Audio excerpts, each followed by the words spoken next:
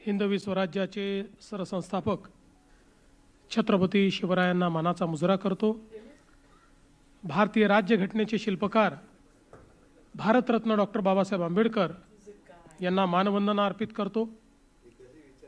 राष्ट्र निर्माणाची तपपूर्ती या मोदीजींच्या कार्यकाळाला 12 वर्ष पूर्ण झाल्यानंतर त्यांच्या कार्यावर प्रकाश टाकणारी ही जी काही एक हे कॉफी टेबल बुक आहे, पुस्तिका आहे, याच्या प्रकाशन प्रसंगी मंचावर उपस्थित असलेले ज्यांच्या संकल्पनेतून हे कॉफी टेबल बुक तयार झालं ते महाराष्ट्राचे भारतीय जनता पक्षाचे अध्यक्ष माननीय रवींद्र चव्हाणजी,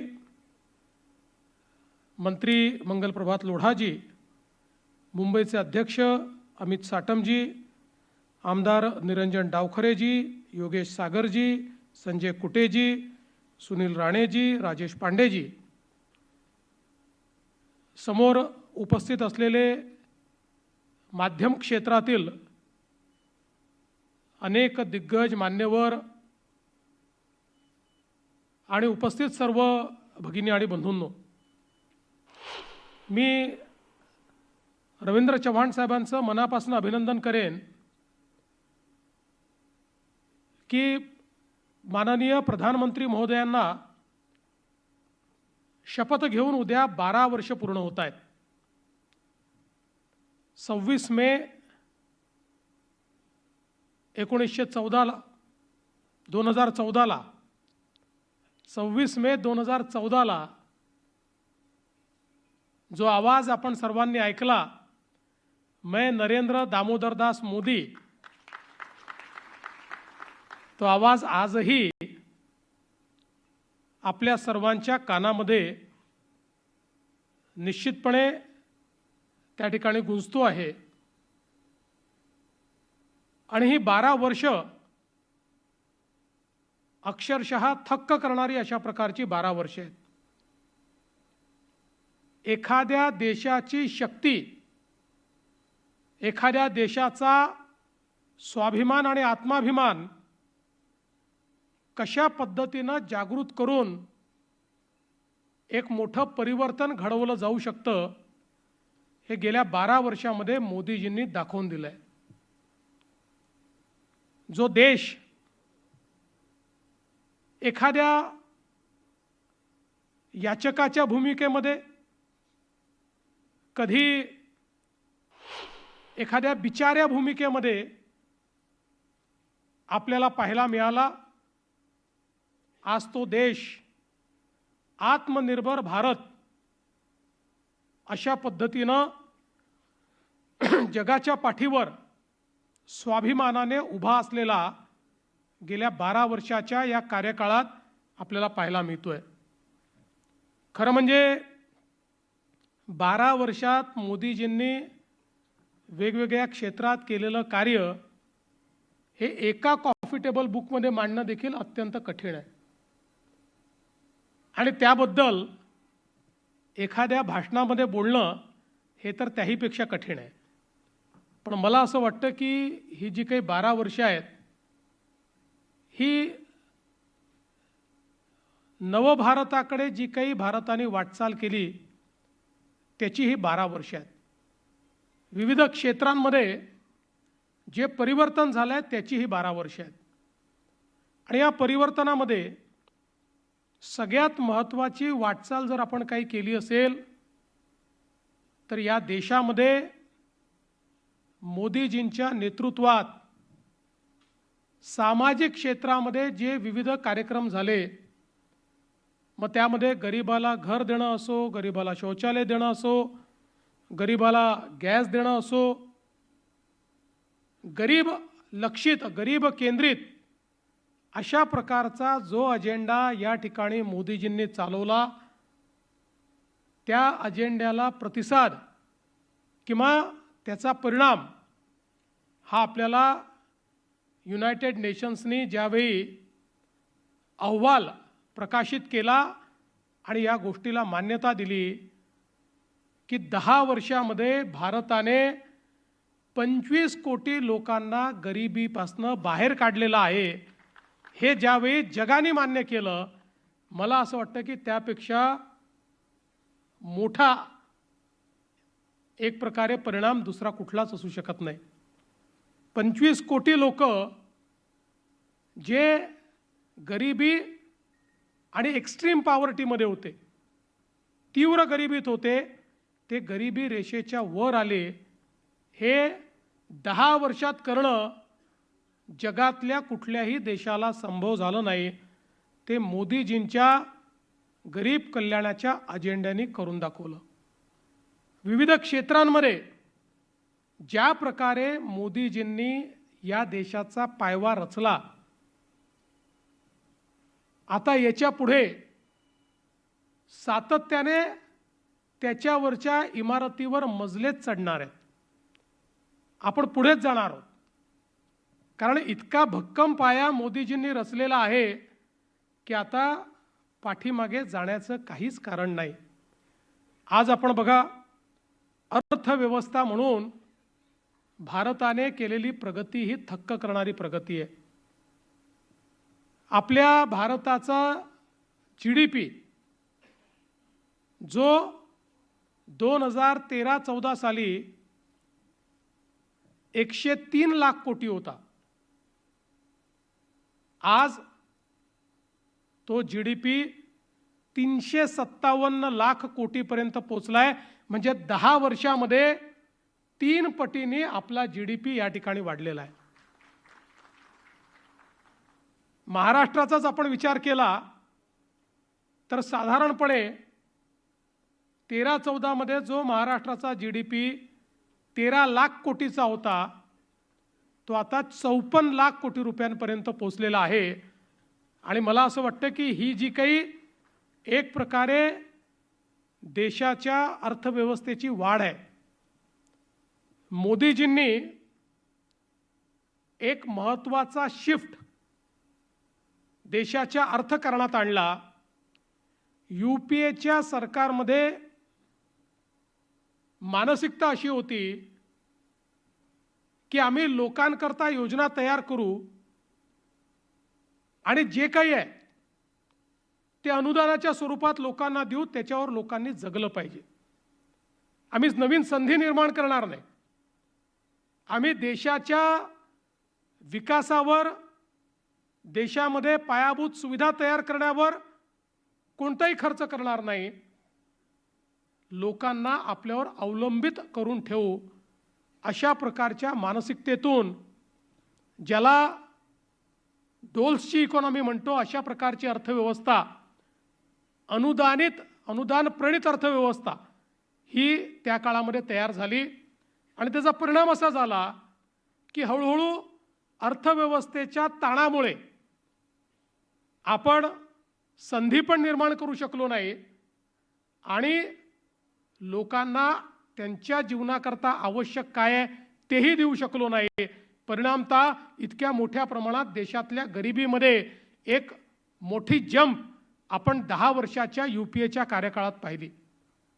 मोदीजींनी सांगितलं की आपल्याला अर्थव्यवस्था अशी करावी लागेल की ज्या अर्थव्यवस्थेमध्ये गुंतवणुकीच्या माध्यमातून संधी तयार होईल, त्या संधीच्या माध्यमातून देशाची अर्थव्यवस्था विस्तारित होऊन देशाच्या तिजोरीमध्ये पैसा येईल आणि आलेल्या पैशाचा उपयोग करताना गरीब कल्याणाचा अजेंडा चालवून देशातली गरिबी दूर करून गरिबालाही आपल्या पायावर उभं करण्याचं काम हे देशातलं सरकार करेल. अशा प्रकारचे एक आर्थिक नवीन विचार, जो अंत्योदयाचा विचार आहे, जो दीनदयालजींचा विचार आहे, हा विचार या ठिकाणी मांडण्याचं काम, आणि केवळ मांडण्याचं नाही तर ते प्रत्यक्षात आणण्याचं काम हे मोदीजींनी या ठिकाणी करून दाखवलं. आज आपण पाहतोय की अर्थव्यवस्थेच्या क्षेत्रामध्ये ही जी काही वाढ आहे, आज जगातली 4थी सर्वात मोठी अर्थव्यवस्था आपण झालो, लवकरच 3री मोठी अर्थव्यवस्था होऊ. हा जो काही विस्तार आहे हा केवळ घोषणांनी झालेला नाही, त्याला त्याच्या पाठीमागे एक मोठी विस्तृत स्ट्रॅटेजी, त्याच्या पाठीमागे विकासाचा अजेंडा हा मोदीजींनी उभा केला। आणि मग इन्फ्रास्ट्रक्चरचं सेक्टर असेल तर इन्फ्रास्ट्रक्चरमध्ये मोदीजींनी भारतमाला असेल किंवा त्या ठिकाणी वेगवेगळ्या प्रकारचे प्रोजेक्ट्स असतील, यातनं सागरमाला आणि भारतमालाच्या माध्यमातून देशामध्ये रोडचं एक मोठं नेटवर्क उभं केलं आणि इतक्या मोठ्या प्रमाणात देशामध्ये दळणवळणाची साधनं उभी केली। रोड्स आणि ब्रिजेस आणि टनेल्स याच्या माध्यमातून एक इन्फ्रास्ट्रक्चरचा इतका मोठा कार्यक्रम आपल्या देशाने हातात घेतला आणि गतिशक्ती प्लॅटफॉर्मच्या माध्यमातून देशामध्ये लॉजिस्टिकची कॉस्ट कशी कमी करता येईल हा पहिला प्रयत्न त्यांनी हातामध्ये घेतला। आपल्याला जर विकसित अर्थव्यवस्थेकडे जायचं असेल तर लॉजिस्टिकची कॉस्ट या देशामध्ये 16% होती, ती 8% आल्याशिवाय आपण जगातल्या देशांची स्पर्धा करू शकत नाही।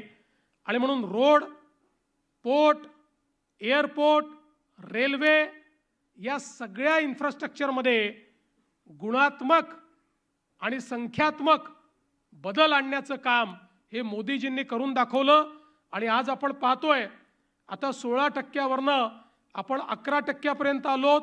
हळूहळू 8%वर ज्यावेळेस आपण जाऊ त्यावेळी जगाच्या सप्लाय चेनमध्ये एक महत्त्वाची भूमिका हा भारत या ठिकाणी निभवेल।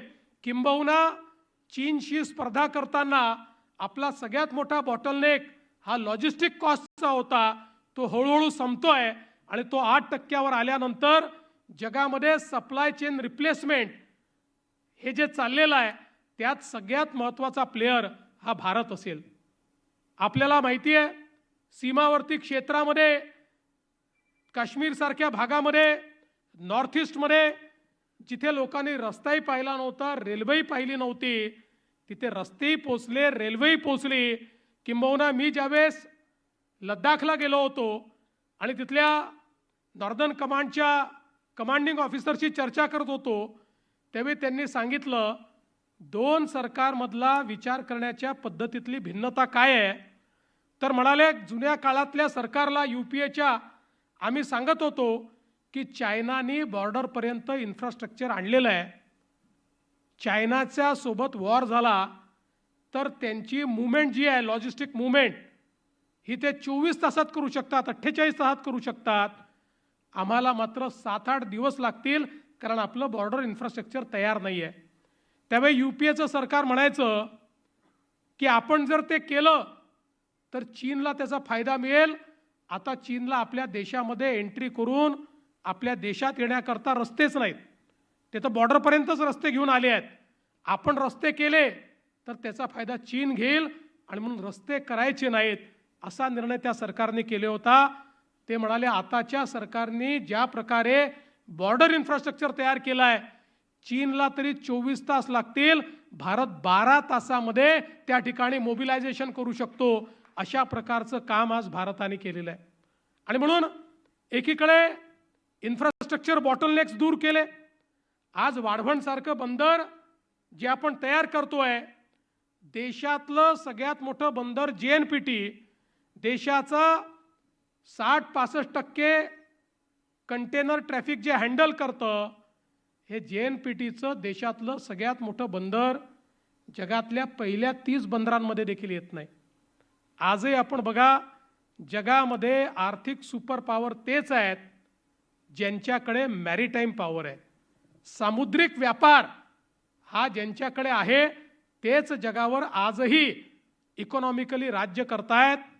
आणि मोदीजींनी ओळखलं आणि 1992 साली ज्या वाढवण पोर्टची फाईल बंद करण्यात आली होती, हा पोर्ट बनू शकत नाही, आपलं सरकार आल्यानंतर आपण ती फाईल उघडली, त्या संदर्भातले बॉटलनेक्स दूर केले आणि माननीय मोदीजींनी त्या ठिकाणी देशातला सगळ्यात मोठा पोर्ट JNPT पेक्षा 3 पट मोठा पोर्ट आणि ज्या दिवशी तयार होईल त्या दिवशी जगातल्या पहिल्या 10 पोर्टमधला पोर्ट अशा पद्धतीनं वाढवणचं बंदर हे आपण तयार करतोय.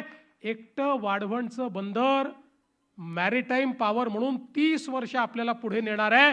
अशा पद्धतीचं काम आज इन्फ्रास्ट्रक्चरच्या क्षेत्रात होत आहे. आपण बघतोय रेल्वे बदललेली आहे. मी परवा वंदे भारत ट्रेननी शिर्डीला गेलो. जगातल्या अनेक ट्रेन्समध्ये मी देखील बसलेलो आहे. पण वंदे भारत ट्रेनमध्ये बसल्यानंतर आणि जपानच्या ट्रेनमध्ये, चीनच्या ट्रेनमध्ये किंवा स्वित्झर्लंडच्या ट्रेनमध्ये बसल्यानंतर कुठलाही फरक आपल्याला पाहायला मिळत नाही. इतकी चांगली ट्रेन आणि तीही भारतामध्ये तयार करून दाखवण्याचं काम हे आपल्या सरकारने या ठिकाणी केलेलं आहे. त्यामुळे रेल्वेचं क्षेत्र असो, आता रेल्वेमध्ये जे फ्रेट कॉरिडॉर्स आहेत त्याची गती वाढवण्याचं काम हे वेगानं चाललेलं आहे. जी गती 10, 12, 15 किलोमीटर ॲव्हरेज याची ती आता 25 पर्यंत पोहोचली आहे, 35 पर्यंत पोहोचते आहे, ती 50 पर्यंत पोहोचली तर आपल्या ट्रान्सपोर्टेशनच्या कॉस्टमध्ये खूप मोठ्या प्रमाणात फरक पडेल. अशा पद्धतीचं काम इन्फ्रास्ट्रक्चरच्या क्षेत्रामध्ये आज झालेलं आपण बघतोय. यासोबत या देशामध्ये संधी तयार व्हावी याकरता झालेले जे काही रिफॉर्म्स आहेत, या रिफॉर्म्समध्ये मी तर असं म्हणेन की GST हा एक असा रिफॉर्म आहे की ज्याच्यामुळे आम्ही क्वांटम जंप घेतली. आज आपण बघा, जेव्हा GST या देशामध्ये आला आणि आम्ही ट्रेड बॅरियर्स त्या ठिकाणी तोडले. पूर्वीच्या काळी प्रत्येक राज्य आपला टॅक्स लावायचं आणि त्यामुळे आमच्याकडे परदेशी गुंतवणूकदार हे येऊ शकत नव्हते. ट्रेड बॅरियर्समुळे अनफेअर ट्रेड होता, त्यामुळे लेवल प्लेइंग फील्ड नव्हती. एक प्रकारे हे बॅरियर्स वेपनाइज केले जायचे, त्यातनं देशाच्या अर्थव्यवस्थेवर विपरीत परिणाम व्हायचा. अनेक वर्ष UPAच्या सरकारने GST आणण्याचा प्रयत्न केला, ते यशस्वी झाले नाहीत.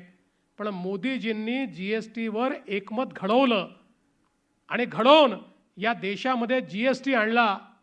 मला आजही आठवतं की ज्यावेळी GSTचं बिल राज्याच्या विधानसभेमध्ये मी मांडलं होतं, त्यावेळी विधानसभेमध्ये आमच्या विरोधकांनी खूप गदारोळ करून सांगितलं होतं, आपण मॅन्युफॅक्चरिंग स्टेट आहोत. मॅन्युफॅक्चरिंग स्टेट असल्यामुळे आपला आजचा जो वॅट आहे तो GSTत कन्वर्ट झाला तर तो कमी होईल, महाराष्ट्राचं नुकसान होईल. महाराष्ट्राने GST स्वीकारू नये. त्यावेळेस मी भाषणामध्ये सांगितलं होतं की आपण मॅन्युफॅक्चरिंग स्टेट आहोत आणि बॉर्डरलेस व्यापार जर सुरू झाला तर आपला जो काही मॅन्युफॅक्चरिंग बेस आहे हा मोठ्या प्रमाणात वाढेल. आणि ज्यावेळेस मॅन्युफॅक्चरिंग बेस वाढतो त्यावेळी त्या मॅन्युफॅक्चरिंग करता कन्झम्पशन देखील करावं लागतं आणि म्हणून आपल्याला त्या माध्यमातून मोठ्या प्रमाणात GST मिळेल. आज आपण बघा 2017, 18, 16, 17 जेव्हा आपला वॅट गेला आणि GST आला त्यावेळी महाराष्ट्राचं हायेस्ट कलेक्शन हे 75,000 कोटी रुपये होतं, जे मागच्या वर्षी 2,75,000 कोटी रुपये झालं. आणि आत्ताच परवा आपण बघितलं असेल की GSTचे आकडे घोषित झाले.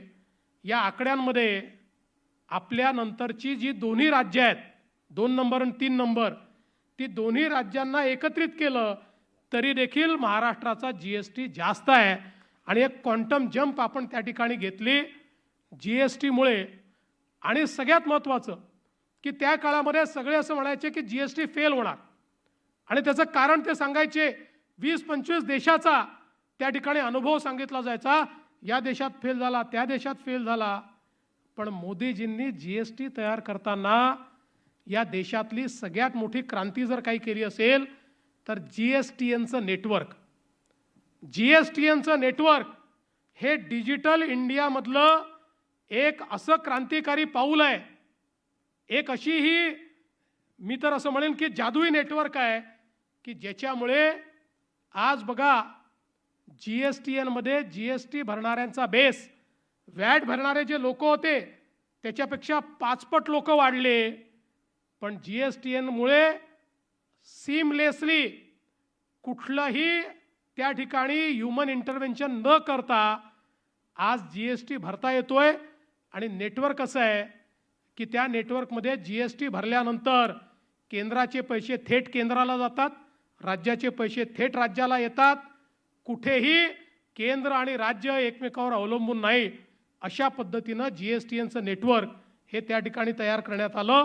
आणि म्हणून आज भारत हा या GSTमुळे एक सिंगल बाजारपेठ झाल्याबरोबर मोठ्या प्रमाणात परदेशी गुंतवणूक सुरू झाली। अर्थात त्याचाही फायदा महाराष्ट्राला सर्वात जास्त झाला, कारण देशात परदेशी गुंतवणूक तर 5-7 पटींनी वाढली, पण येणाऱ्या गुंतवणुकीपैकी 40% गुंतवणूक ही एकटे आपल्या महाराष्ट्रात यायला लागली।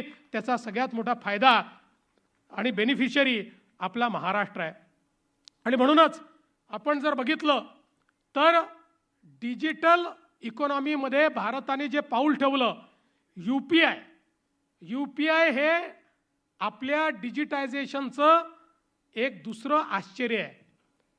UPI ज्या प्रकारे पेमेंट गेटवे भारताने तयार केला, जगातल्या मोठ्या मोठ्या देशांनी आश्चर्याने तोंडात बोट घातलं।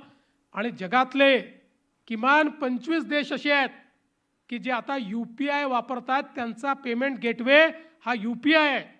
मी आता जेव्हा डावोसला गेलो होतो तर डावोसमध्ये त्या ठिकाणी त्यांनी 9 देशांच्या आर्टिफिशियल इंटेलिजन्स मिनिस्टरची एक कॉन्फरन्स केली आणि मला देखील एक चीफ मिनिस्टर म्हणून त्या ठिकाणी बोलवलं।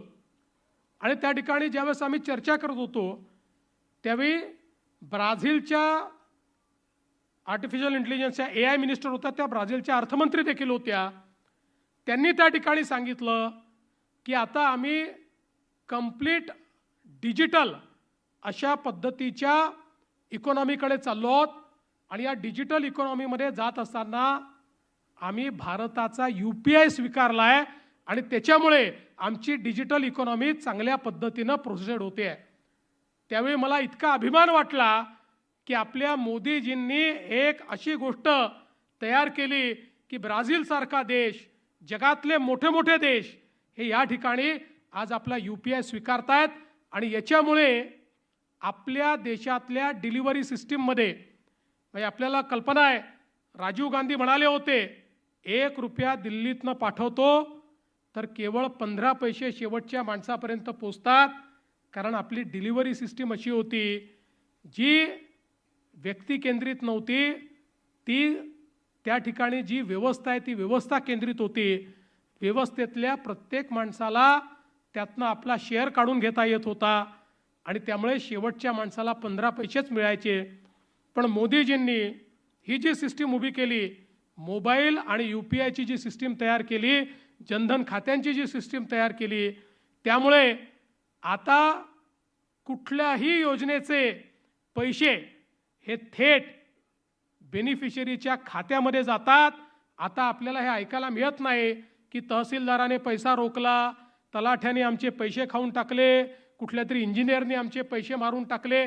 आता हे होत नाही, थेट लोकांच्या खात्यामध्ये पैसे जायला लागले। आणि भारतातल्या डिलिव्हरी सिस्टीमला एक प्रकारे नवीन रूप देऊन या देशातला ग्रासरूटचा जो भ्रष्टाचार होता तो समाप्त करण्याचं काम हे मोदीजींनी या ठिकाणी केलं। खरं म्हणजे मी एक एक विषय सांगत राहिलो तर अख्खी रात्र मी याच्यावर भाषण करू शकेन, पण मला असं वाटतं की एका क्षेत्राकडे अजून आपण लक्ष दिलं पाहिजे, ते म्हणजे फॉरेन पॉलिसी आणि डिफेन्स। एक नवीन भारत आपण पाहतोय जो कोणाच्याही दबावात येत नाही। आपण पाहिलं अलीकडच्या काळामध्ये ट्रेड ही वेपनाइज होते आहे। आपण बघितलं भारतावर वेगवेगळ्या प्रकारचे ट्रेड बॅरियर्स टाकले, पण ट्रेड बॅरियर्स टाकल्यानंतर भारत याचक म्हणून गेला नाही। भारताने विनंती केली नाही की तुम्ही ट्रेड बॅरियर्स उचला।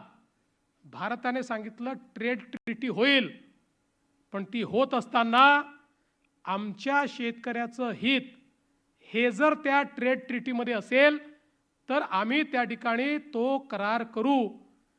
आणि शेवटपर्यंत भारताने कणखर भूमिका घेतल्यामुळे आज आपण पाहतोय अमेरिकेसोबतही आपला करार झाला तर आपण आपल्या शेतकऱ्याला त्या करारातनं बाहेर ठेवलं. अमेरिकेमधला सबसिडाइज माल हा भारतामध्ये बॅरियर फ्री येऊ शकत नाही, अशा पद्धतीनं त्या ठिकाणी त्या करारामध्ये आपण नमूद केलं आणि आपल्या शेतकऱ्यांना आज त्या ठिकाणी इन्सुलेट करण्याचं काम केलं. आज स्थिती अशी आहे की आपण इतकं महत्त्वाचं मार्केट झालो आहोत की याच्यामध्ये युरोपने आपल्याशी FTA केला. आता भारत आणि युरोप हे असे पार्टनर्स आहेत की ज्यांच्यामध्ये व्यापार करार झाल्यामुळे बॅरियरलेस भारताला आपल्या वस्तू युरोपच्या मार्केटमध्ये पाठवता येतात. आणि आपण आता अशा स्थितीत आहोत की अनेक देशांसोबत आपला व्यापार ट्रेड सरप्लस आहे. आपण ट्रेड डेफिसिटमध्ये नाही आहोत. अनेक महत्त्वाच्या राष्ट्रांसोबत आपण त्यांना जास्त निर्यात करतो आणि त्यांच्याकडनं कमी आयात करतो. अशा पद्धतीनं आज आपली रचना झाली आहे. ऑस्ट्रेलियासोबत आपण FTA केला. वेगवेगळ्या देशांसोबत हा FTA केल्यामुळे आता एक मोठी बृहद अशा प्रकारची बाजारपेठ आपल्या टर्म्सवर, भारताच्या टर्म्सवर भारताला मिळाली. आणि प्रत्येक युद्धजन्य परिस्थितीमध्ये भारताने आपली भूमिका ठामपणे मांडली. कोणाचीही बाजू न घेता भारताने त्या ठिकाणी आपली कणखर भूमिका मांडत असताना जगात आता अशी पोझिशन करून ठेवली आहे की जगातले सगळे जे लीडर्स आहेत हे असं म्हणतात की आम्हाला भारतासोबत मैत्री ठेवायची आहे. कालच आपण ट्रम्प यांचं भाषण ऐकलं असेल. ते म्हणाले भारत आमचा मित्र आहे, भारताला जे पाहिजे ते देण्याकरता आम्ही तयार आहोत. जगामध्ये अमेरिका असो, रशिया असो, युरोप असो, अगदी ज्यांचे युद्ध चालले आहेत ते रशिया आणि युक्रेन असो किंवा अमेरिका, इस्रायल आणि इराण असो, हा प्रत्येक देश म्हणतो आमचा विश्वास भारतावर आहे, आमची मैत्री भारताशी आहे. आणि आजच मी एका फोरमच्या काही लोकांशी बोलत होतो. त्या फोरममध्ये देशातले काही उद्योगपती होते. ते सगळे उद्योगपती म्हणत होते की आज उद्या जेव्हाही हा वॉर समाप्त होईल त्यावेळी भारत इतक्या युनिक पोझिशनमध्ये आहे. भारताने या सगळ्या परिस्थितीमध्ये जी भूमिका घेतलेली आहे त्या भूमिकेमुळे आता एकदा वॉर जेव्हा स्टॉप होईल त्यानंतरचा जो काही इकॉनॉमिक राईज आहे त्याच्यामध्ये भारताला अत्यंत प्रमुख भूमिका मिळेल. मला असं वाटतं की ही जी एक कणखर अशा प्रकारची भूमिका आणि भूमिका दाखवत असताना ऑपरेशन सिंदूर सारखं ऑपरेशन की ज्याच्यामध्ये भारताने आपली सामरिक शक्ती ही दाखवून दिली. कारण आपल्याला माहिती आहे भारत केवळ पाकिस्तानशी युद्ध लढत नव्हता. भारत हा एक प्रकारे चीनशीही सुडो वॉर लढत होता. कारण पाकिस्तानला शस्त्रास्त्र आणि सगळ्या प्रकारची लॉजिस्टिकल मदत ही चायना देत होतं. सगळा त्या ठिकाणी खर्च जो काही असेल त्यामध्ये आपल्याला कल्पना आहे की तो कुठून येत होता हे सगळ्यांना माहिती आहे. पण भारताने दाखवून दिलं की भारतामध्ये तयार झालेले जे इक्विपमेंट्स आहेत, भारताचे ड्रोन्स, भारताचे जे काही मिसाईल्स, याची शक्ती आपण दाखवून दिली. आणि अक्षरशः प्रिसिशननी जे काही त्या ठिकाणी त्यांच्या युद्धाचे विमानं होते, एअर बेसेस होत्या, त्या नष्ट करण्याचं काम आपण हे करून दाखवलं. दुसरीकडे त्यांनी त्यांच्या चायना मेड अशा प्रकारचे हजारो ड्रोन्स, मिसाईल्स सगळे आपल्यावर टाकले. एकही ड्रोन आणि एकही मिसाईल भारतावर यशस्वीपणे मारा करू शकला नाही. आपल्या एअर डिफेन्स सिस्टीमनी हवेतच हे सगळं त्या ठिकाणी मारून पाडलं. आणि यात सगळ्यात महत्त्वाचं काय आहे, आत्मनिर्भरता म्हणजे काय, तर जो भारत जवळपास सगळी शस्त्रास्त्र सगळी ही इम्पोर्ट करत होता, आज तो भारत 50,000 कोटी रुपयाचा एक्सपोर्ट करतो आहे. आणि कालच माननीय देशाचे रक्षा मंत्री यांच्यासोबत शिर्डीमध्ये एका युनिटचं आम्ही उद्घाटन केलं, निबे इंडस्ट्रीजच्या.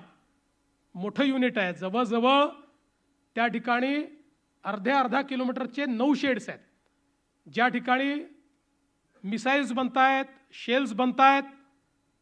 आणि त्या ठिकाणी निबेंनी सांगितलं की 365 दिवस भारताला युद्ध लढावं लागलं तरी जो दारुगोळा लागेल तो करण्याची कॅपॅसिटी आमची आहे. अशाच प्रकारची कॅपॅसिटी आज आपण पाहतोय. आपल्याकडे सोलर इंडस्ट्री असेल, आपल्याकडे LNT असेल, आपल्याकडे कल्याणी असतील, या सगळ्यांनी तयार केली आहे. पण यातलं सगळ्यात महत्त्वाचं काय आहे तर त्या ठिकाणी 5 वर्षाचं त्यांचं सगळं प्रोडक्शन हे इस्रायलने बुक केलं आहे. संपूर्ण 100% प्रोडक्शन त्यांचं बुक केलेलं आहे. त्यामुळे आता भारत आत्मनिर्भर तर आहेच, पण मोदीजींनी जे सांगितलं make in India and make for world, ते आता खऱ्या अर्थानं पूर्ण होताना आपल्याला पाहायला मिळत आहे. आणि म्हणून एक नवीन भारत की ज्याच्यामध्ये गरिबाचा विचार होतो, एक नवीन भारत की ज्याच्यामध्ये शेतकऱ्यांचा विचार होतो, ज्याच्यामध्ये महिला या लक्षित धरून बेटी बचावपासनं बेटी पढावपासनं तर लखपती दीदीपर्यंत विविध कार्यक्रमांच्या माध्यमातून महिलांना अधिकारिता दिली जाते. अशा प्रकारचा एक भारत, युवांची स्वप्न पूर्ण करणारा, स्टार्टअप इकोसिस्टीम हा रुजवणारा भारत आज आपण या ठिकाणी या 12 वर्षात तयार झालेला बघतो आहोत.